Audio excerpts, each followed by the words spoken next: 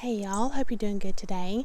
So I'm trying to put several videos out because I'm going to be spending some time with family pretty soon in a few more days, and then I won't be posting videos for, I don't know, maybe 4 or 5 days or so. But anyway, I hope you enjoy the message today. So I want to talk to you about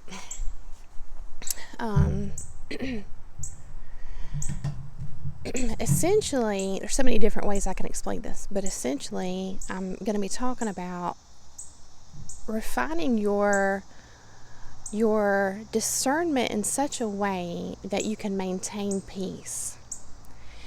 And this has been a journey for me to try and figure out, actually physically, like literally, how do you do this? How do you actually operate with a spiritual suit of armor, you might say?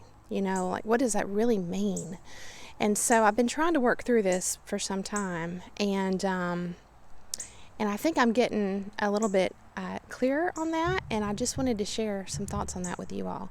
So Dr. Les Carter, he's got a really cool YouTube channel. It's, I believe, called Surviving Narcissism. I'll put the name of it or the link down in the description for you all. But essentially, he always ends his videos with talking about peace, your place of peace. He's hoping that we can all find our place of peace, and I love that. And I love his messages are very helpful, but more than that, there is a spirit or an essence of peace just in his presence. And that's the thing. It's almost like we talk a lot about this duality in people, but I think that we can wind up gaslighting ourselves or not trusting ourselves or denying our deeper or higher truth because we're just focused on the physical, the surface level presentation of a person, whether it's like in their title, if they have some type of position of authority, whether it's in, I don't know, politics, school system, a religious organization, whatever it is, we give so much credibility to that. It can even be just their involvement in the community. I'm seeing, I believe it's a deer up there in the woods. I'm not sure, so I'll grab a picture and share with you all if it comes back. But we can just find ourselves focusing on this level. It's such a shallow level presentation that a person brings to the table. And where we can find ourselves struggling both with this inner friction that we're not even identifying, we're not even giving attention to, is that, as we know, people can wear masks, right? And I think that not only can this other part of a person that's really hidden, which I'm starting out as describing this as using the term essence, right? But really it's like their spirit, if you want to look through that lens. But we're not giving credibility to that because it is in fact hidden. It's not on the surface. It's not easily observable. And so that's where we can find like this conflict, this inner conflict, and how we can say, why are we having a problem with this person? Why do we not feel comfortable around this person? Why does this person irritate my very soul when they shouldn't? And then we start to blame ourselves, like, what's my problem? And the truth is, I feel like we're gaslighting ourselves and causing this inner conflict because we're not acknowledging that we also have this internal essence, this spirit. And it's like our energy is clashing against their energy. And let me just say this before I go deeper. Yeah, I'm looking at the deer, but I don't want to stop my video. She's way up in the woods. I don't think you would see her if I got a picture of her. But this video is not about just, oh, there's two of them. Three of them. They're running off now. This video is not just about shallow kind of, when you're annoyed by people. It's not about being annoyed by people, if that makes sense. This is about discernment that can literally save your life, and there's all levels of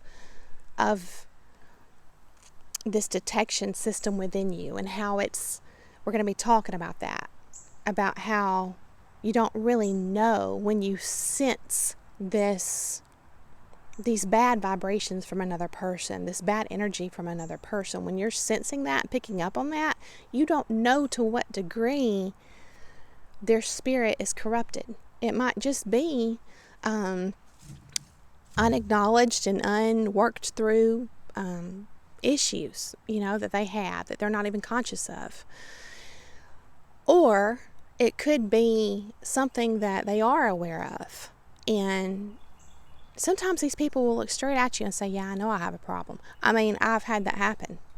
And yet they're not making any progress to try to be more considerate of others. So sometimes people are conscious of their corruption. And sometimes they consciously keep that hidden, and they manipulate and exploit situations and people to their advantage, and that can even include harm. And that's part of our message too today. So it's a serious thing. It's not just about an annoyance. You know what I mean? So let's dive deep into this. All right. So maintaining your peace. This is not a selfish thing. It's not like you're unwilling to feel frustration or anger or something like that, because sometimes that is, I think it's called righteous anger. It's justified. And I think too, even the belief that anger and frustration is not justified can also play a part in us gaslighting ourselves. Like, oh gosh, I shouldn't be mad. Maybe you should. Doesn't mean you're going to act out on it, or you should act out on it, but maybe you should be mad, because that can drive you to actions where you go and you change your life for the better. And now you can, work your way into living in alignment with your purpose, that's all good and all peaceful, for self and others. So that's what I mean when I'm talking about maintaining your peace. I'm not talking about just you don't want to be bothered by anybody kind of peace. I'm talking about peace that is sustaining with regards to your life force, because this is all a big deal. When you're affected on that level, on your spirit, you can even engage in decisions and actions that are self-sabotaging and not even recognize it. And I think this is how the spirit of death works, the spirit of the devil. It's I call it the spirit of decay, and sometimes self-sabotage plays a part in that, because we're blaming ourselves, because our spirit is actually picking up something irritating in this other person, and we don't want to blame them. We don't want to accuse them. Satan is called the accuser. We don't want to engage in that. We don't want to be judgmental, so we blame ourselves. You know what I mean? But what if it is something that your God-given detection system is picking up in this person? You know what I mean? I'm just inviting you to give some consideration there and figure out if there's credibility, to err on the side of caution. So this is what I've had to learn in my life. I've had to figure all this out on my own.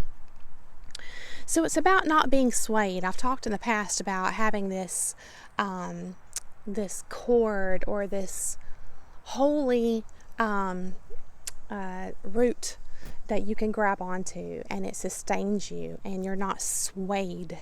And so, which is, I think, why Satan is referred to as the prince of the air, the power of the air, because that can move you, right? And so you don't want to be, you're going to be moved a little bit, but you don't want to be totally knocked down. So, and I think that this is a perfect analogy for the fact that this unseen, hidden aspect that's a part of us all, does in fact, just like the air that you can't see, it does in fact have a great influence on us, right? So there's a term called, I'm not even going off my notes, y'all. There's a term called passive aggression, when somebody's passive aggressive. And that's sort of in alignment with what I'm talking about, but it's I think that term, at least for me, I have always considered that to be sort of petty and not really meaningful. And in fact, aggression, the spirit of aggression, can be a big deal. And so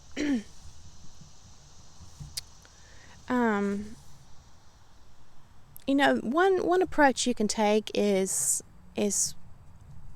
more of like a logical kind of worldly, fleshly, using your current knowledge and mind and brain to figure things out. And I do that all on my channel. I really do.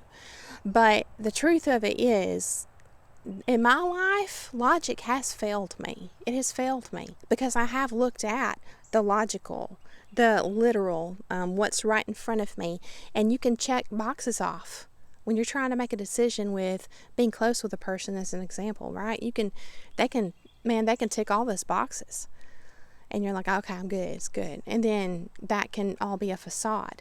So there's something more that has to come into the equation to protect us. It's just a matter of discerning this inner, it's more than a feeling, but there's really no good word for it. But it's like this, you have to discern, is what you are feeling just unhealed wounds, conditioning, things like that, or is it your detection system going off because your spirit is clashing with their spirit? You know what I mean? You have to discern that, learn to discern that, and this is the spiritual element as opposed to the logical. I'm not proposing you throw that out. It's just, I think it needs to be balanced, So,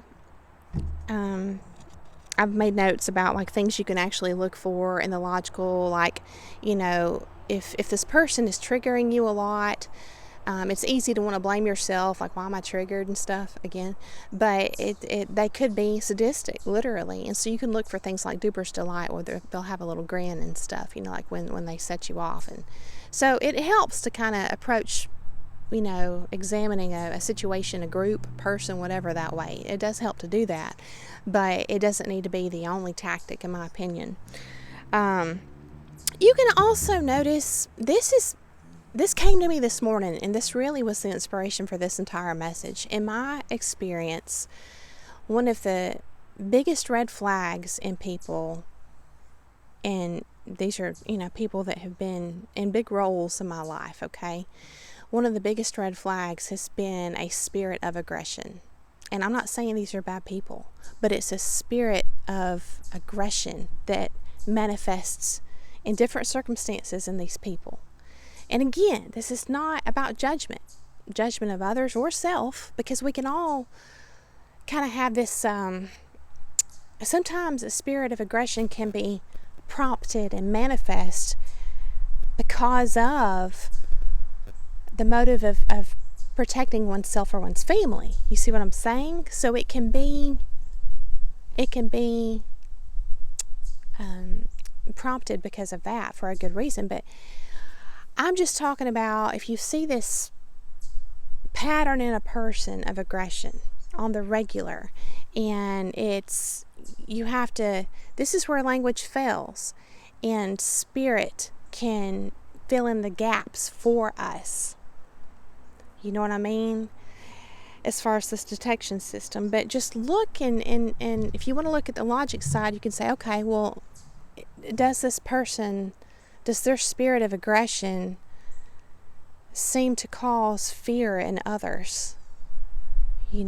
Just kind of when you're observing, if you want to look at it that way.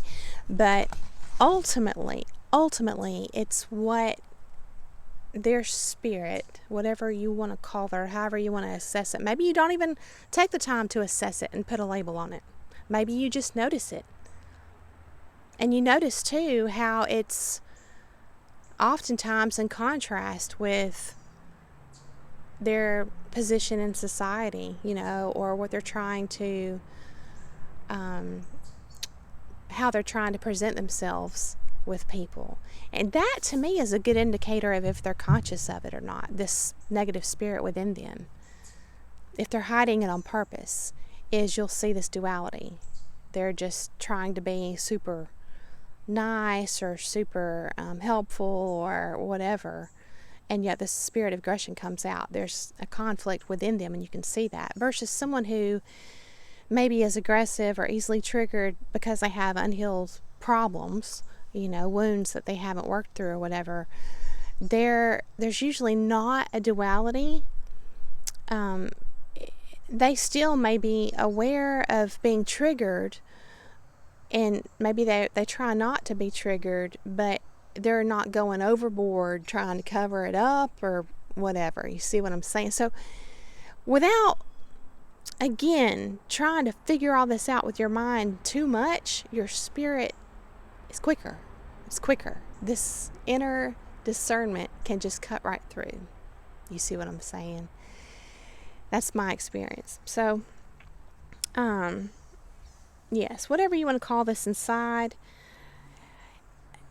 spiritual essence or whatever, it's very real per my experience. So I think that when you're, meeting someone new, and whether it's a friend or a possible partner you have interest in, or if it's just someone in a business setting or community setting that you have to work with for the benefit of your children or whatever it is, I think that as far as determining if you're going to have any real connection with this person, I think it's natural to look for commonalities. What do you have in common with this person? Do you share similar interests and their personality in general, but also this spiritual essence? And this is where we can really start to gaslight ourselves and, blame ourselves and say, what's wrong with me? This person's so nice. This person is so helpful in the community. This person, this or that, or this or that. We have so much in common. What's my problem? But I'm just encouraging you not to ignore this spiritual prompting inside of you. If you feel this friction within yourself, I believe it's for a reason. And experience has taught me that typically that reason, that literal, actual, physical reason, will come out. The truth. It's that old saying, the truth always comes out, It's like that is true in my experience. It will come out and validate it later, But for safety reasons, it's better to not force something that is feeling that way inside of you. So how can you tell if you gel with or vibe with someone? I would say the easiest way, just to simplify it, is your spirit feels at ease. It feels at ease. You don't even feel the need to, sit there and evaluate. If you feel that need, there's a reason you're spending so much time trying to figure something out with this person. You know what I mean? Your spirit should just feel at ease. It should kind of feel natural, And so another thing you can feel when you're gelling with someone like this and you feel at ease is you can feel inspired and maybe a little excited, especially if this is different for you, because maybe you've just been surrounded, by people that have, a very corrupted spirit for a long time. And maybe you've been gaslighting yourself for years and years and years because this is your spouse or this is your neighbor or your family member or cousin or whatever, and you don't want to believe anything bad of this person, but maybe you've been living with this inner friction for years. I believe that a lot of people do that. I believe that a lot of people live a large portion of their life tolerating this inner friction. And that's a big deal, because through the Christian lens, I would equate that to ignoring the voice of the Holy Spirit inside.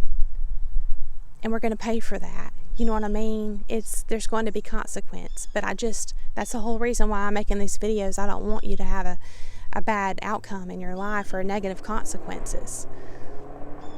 Sometimes it's sad because you can see the duality in this person. You can see, like, man, they seem really good, and you want that to be true. But remember, you can't hook into it and, like with this spiritual cord, and now you're, spiritually committed to this person, to the degree that you're going to ignore what your spirit's telling you about their hidden spirit, on the inside, this corrupted essence you can't see. So you have to be at a place that you don't need that connection, even if it's, and see, that's hard because, gosh, what was that video I saw? I think it's Looking at Life with Dee. She's got a really cool channel. So she was talking about, I totally lost it, y'all. Hang on, let me get a sip of water.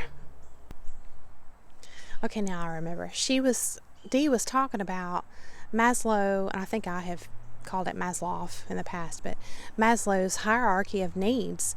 And it was interesting, and I haven't looked this up. Maybe I'll drop an image in here if I can find it and overlay it, or you can Google it. But it's like a pyramid or triangle type shape hierarchy of our needs. And of course, this is all theory and propositions, right? We're just kind of speculating or supposing that this is the way it is. But, at the foundation, we've got to have safety and shelter and food and the basic needs, right? And then as you go up towards the top, you also need community, right? So we do need one another. And then I think after that, this is what caught my attention when I was watching her video. I'll drop the link if I can remember down in the description. After that is when she was talking about just feeling good with oneself, like self-esteem, feeling whole and complete and, healthy in oneself. And that, the way she presented it at least, sounded like, to me, through my filter, and maybe I misheard her, but it sounded like that came after you had community secured as well, not just your food and water and shelter and stuff. So we do, in fact, need one another, and that can be a primary factor in feeling sure of oneself and having that self-esteem or whatever. And I think that can play a part in us tolerating stuff, this inner friction within when it comes to people in important roles in our life for a very long time. But ultimately, I'm just remembering the example that Jesus set, in the Bible, where he's like, when I was talking about recently, that whole slogan that I bought stamped on a bracelet, live hands free, that's kind of what he's talking about. You have to be strong enough to walk away from people whose spirit is not in alignment with yours. And so, just like there's another verse where it's talking about, you're supposed to cut off, quote unquote, hypothetically, your right hand if it offends you. Well, nowadays in modern culture, we consider being offended just a petty thing, like get over it. You should get over it. That was a popular phrase. Probably still is. Just get over it. You know what I mean? So, or, you're just being a baby about it, or grow up or whatever. But being offended, and we're going to dive into this, is a sign. It's a sign of this inner friction within you, where your spirit is screaming at you that this spirit over here is not like this spirit inside of you. It's not the same. So, yeah. And let me just say this. I've got a friend, and he said a long time ago, I don't remember what we were talking about. He was talking about friends that he has in a hobby group that he's involved in, and how they can't just go and do the hobby like he does. It's simple for him. He's like, I enjoy hiking. I'm going to go hike. No big deal. Call each other up. Hey, y'all want to go hiking together? Whatever. But he was talking about a friend of his, it's really more like an acquaintance, how they make it a thing. They make it complicated, essentially. And so they can't just go. It's like, well, I have to get the most upgraded pair of hiking shoes, even though these other pair I bought, just, a couple months ago or whatever. And I have to let me read up on some articles on, exactly how I should do this and that. Even though it's not really required, it's kind of like they just overcomplicate everything. And so I think that we can all have that tendency to some degree. We just overcomplicate things. I know I do. I try to catch myself. But I think that when it comes to discernment, maybe we need to apply that same concept. Don't make it a thing. If you feel this friction inside of you, you don't even have to call it friction. You don't even have to put a label on it. Your spirit is irritated. There's something, it doesn't matter if this person is, elevated on a pedestal and thought of as this great person or whatever. This is your higher self, or the Holy Spirit, inside of you, God, trying to get your attention. Like, hey, there's something here. Okay, you don't have to sit down and do a whole research project over it to justify. You see what I'm saying? So it's getting to that place that I think will really serve us well. Not just us. It's not a selfish thing. I mean, like, serve us well as in protect us and possibly save our life and protect our kids and everything else. Just notice and give it credibility. Don't ignore it. Don't argue with it. And so I can skip over a lot of notes because of that.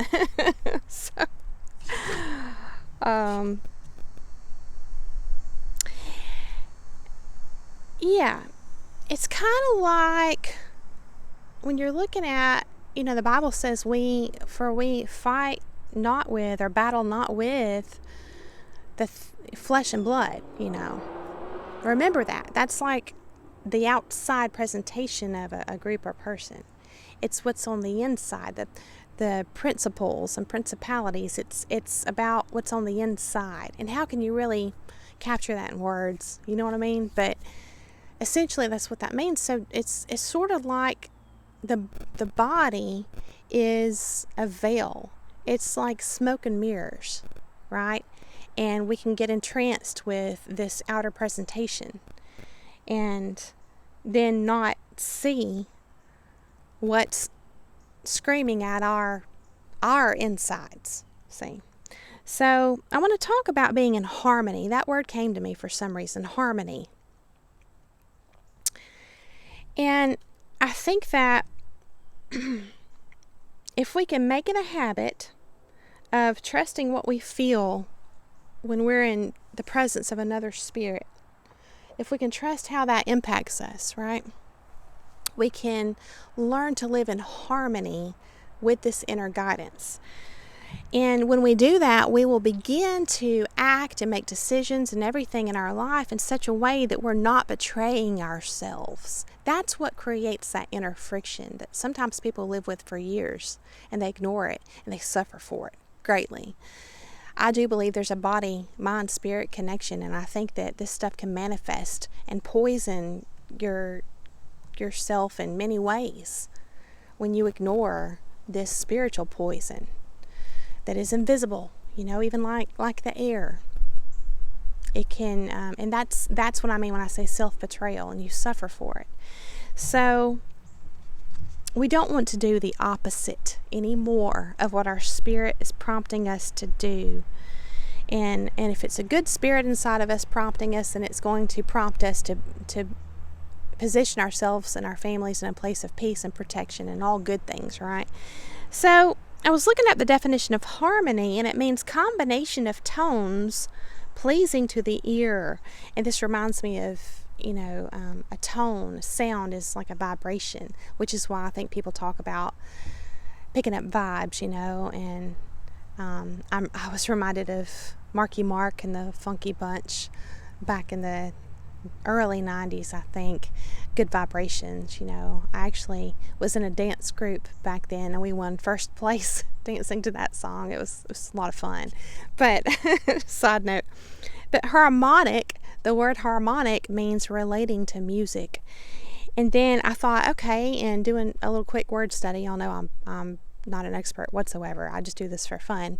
But I was thinking of harmony, and how that's all good and pleasing, and then harmonic, and then thinking of harm. And I was like, that's a negative word that we have.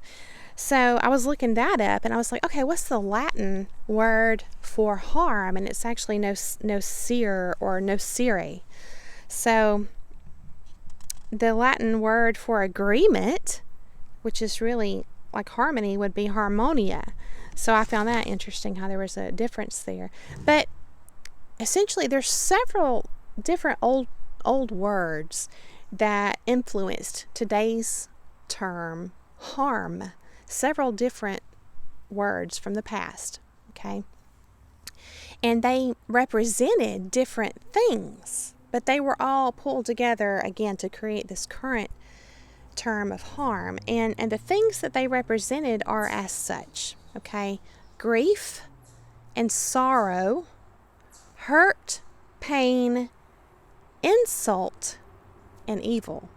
So all these terms, what came to me immediately was, if you really wanted to relate in your mind, what does the word harm mean? If I'm trying to, understand my own inner detection system here, what does harm mean? If I'm looking out for that, that's how you could break it down.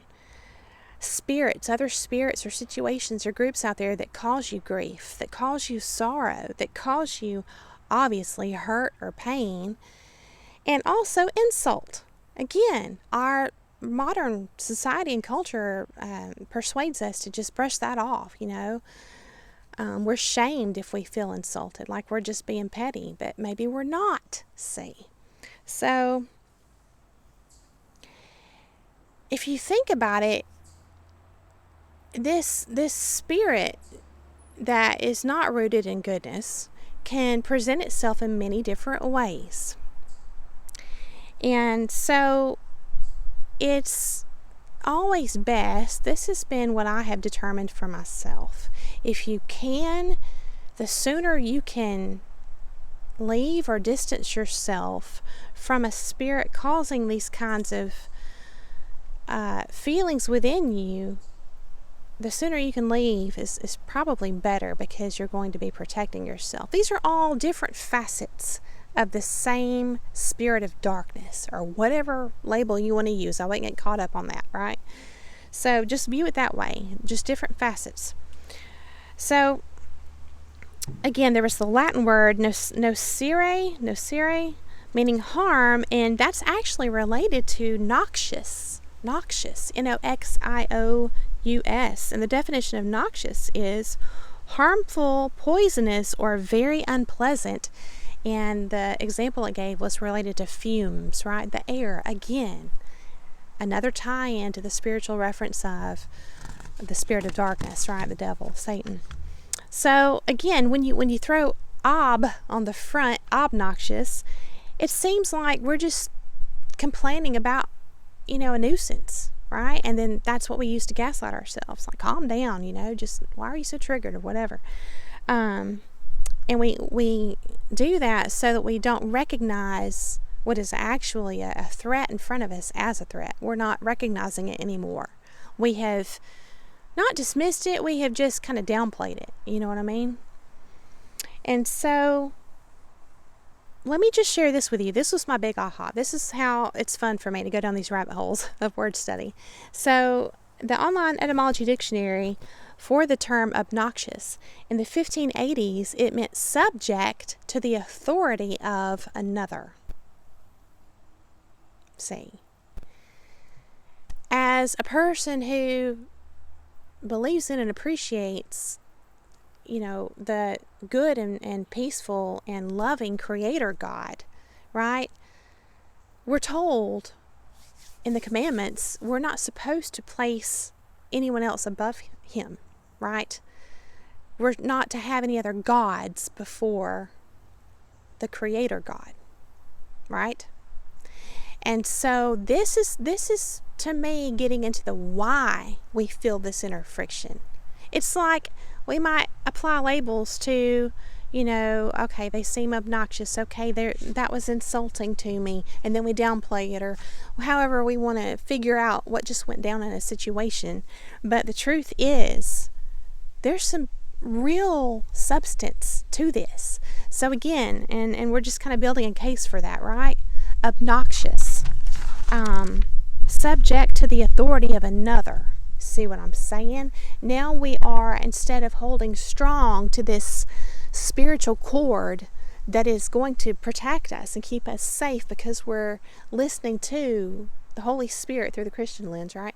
Inside, now we are giving credibility to this other person and giving them authority to shake us up, to affect us in a negative way, to damage our spirit. You know what I mean? So, and then it says, after it says subject to the authority of another, it says, a sense now obsolete. See how these deeper truths that are recorded are captured within our language and the way in the past? These deeper truths are hidden in the past because now it's obsolete. See what I'm saying? So maybe it shouldn't be obsolete. Because what that causes us to do, again, is to dismiss stuff. Oh, well, they're just being obnoxious, no big deal. I can tolerate it. I can keep being around this person for years and years and years and years and years and years, even though my health's declining and I may have a heart attack one day because they're stressing the crap out of me or whatever. I can put up with it because that's what I should do. See, that's being a good person. If I just put up with and tolerate stuff. See what I mean? Well, you don't know how corrupt the spirit inside this person is. You don't know that, but God does. That's why He's trying to get your attention. He knows the degree to which this person is dangerous. Whether consciously or unconsciously. That's not for us to know. That's for God to know. We don't have to be scholars on the darkness. I don't want to be a scholar on the darkness. I don't want to focus on that. I want to focus on the good things. So, essentially, when you're under the authority of another, now they're in a position to control you. Okay? So, and again, we can certainly be in harm's way, potentially, at this point. So, yeah. As the term obnoxious evolved over time, it says, the main modern meaning, I hope y'all can hear me with the wind picking up here. The main modern meaning, it's like a tongue twister. Offensive, this is in quotes, offensive, hateful, highly objectionable. I can't say that word. Objectionable. I can't read my writing. That's the problem, y'all. Start over here. The main modern meaning, offensive, hateful, highly objectionable, is a shifted sense recorded from the 1670s. So the meaning shifted. Oh, no big deal. It just kind of shifted a little bit. Well, that 2, 5, 10, 50% shift, you're looking at a circle, okay, 360. You're looking at a little shift in the meaning of a term. Well, 50% is a 180. It's going in a totally different direction now. So a little shift, small percentage of a shift can put the meaning in a totally different direction and put us on the wrong course in the same manner. Down the wrong path. Away from our purpose, away from peace, away from safety. This is a big deal. So, I was looking up the term aggression, and it means unprovoked attack. So from aggredi, A-G-G-R-E-D-I, and then breaking that down, it's from ad, which means to, and then gradi or gradi, to step. And then you have the medieval Latin term gressus, which means like stepping to. I'm reminded too, again, I was talking to y'all recently about slang, that kids use sometimes. Back in my day, when I was in high school anyway, they would talk about some of this stuff, and I had no idea this was all related to, the roots of words in Latin and stuff, but I've heard people say, just in slang, like, hey, don't step at me. don't step to me. Don't step at me, And so that's kind of like, hey, don't even try to put yourself up here. in my driver's seat. I've already got somebody in my driver's seat. You see what I'm saying? We need to remember that. So, yeah, I was looking up the Urban Dictionary just to check myself, which there's another one, check yourself. But the Urban Dictionary says, because I'm like, gosh, I don't want to say this and be totally off on the meaning, and it means something really crazy. But the Urban Dictionary, which has to be credible, right, means or says to step to me. When one individual behaves in a manner which could be perceived as threatening to another individual, either physically or emotionally, and I would say or spiritually. So, just remember how I'm always referencing hooking into stuff, making it a thing, even your attention, whatever it is. We can always disengage, right? Disengage. And then what does that mean? It means to free or disentangle yourself. You can do that by creating distance, cutting off communication. And then I was looking up the word engage because I was thinking of disengaging, right? To free yourself, to keep yourself protected and safe. And I was like, okay, so engage is from engaging, which means to pledge. To pledge. And I thought, wow, this is from the old French engagier, which means to bind by promise or oath. When you're engaging with these spirits, you don't realize you're creating these spiritual cords, this bind between you, and it's actually like an oath, right? So Matthew chapter 5 verse 34 says, "But I tell you, do not take an oath at all or swear an oath at all, either by heaven, because it is God's throne. Do not say by heaven." So that's our instructions. And you think about the court system, having people put their hands on the Bible, you know what I mean? And solemnly swearing. And even if you believe in the Bible and in this verse, you're still expected to do that. See? But I thought there was a freedom of religion. So just remember your freedoms. Remember, even if it doesn't matter what system you get involved in, school system, medical system, you go to the hospital, sometimes a hospital can treat you like they have authority over you suddenly. It's like a prison, and no, you're paying these people to serve you and help you. So just remember your freedoms on every level, micro in your personal life with people, and macro. Please and always put your protection first. Don't dismiss this feeling you have inside. It can save your life. And through the Christian lens, I want to end with this. The Holy Spirit, it's called the Holy Spirit, this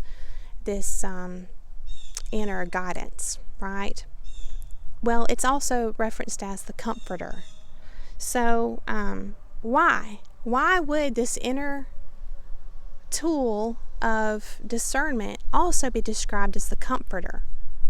Because when you are following its lead, it places you in a position of safety. It's meant to keep you out of danger and alive and lively and not engaged with the spirit of decay in any way. And what's that going to do? It's going to bring you comfort. That'll make you happy. That'll make you peaceful, right? When you are led and moved by, and you trust in and you believe that spirit hidden inside of you, right? I'm reminded of that verse that talks about us being hidden with Christ. It's in here. It's in here, not out here.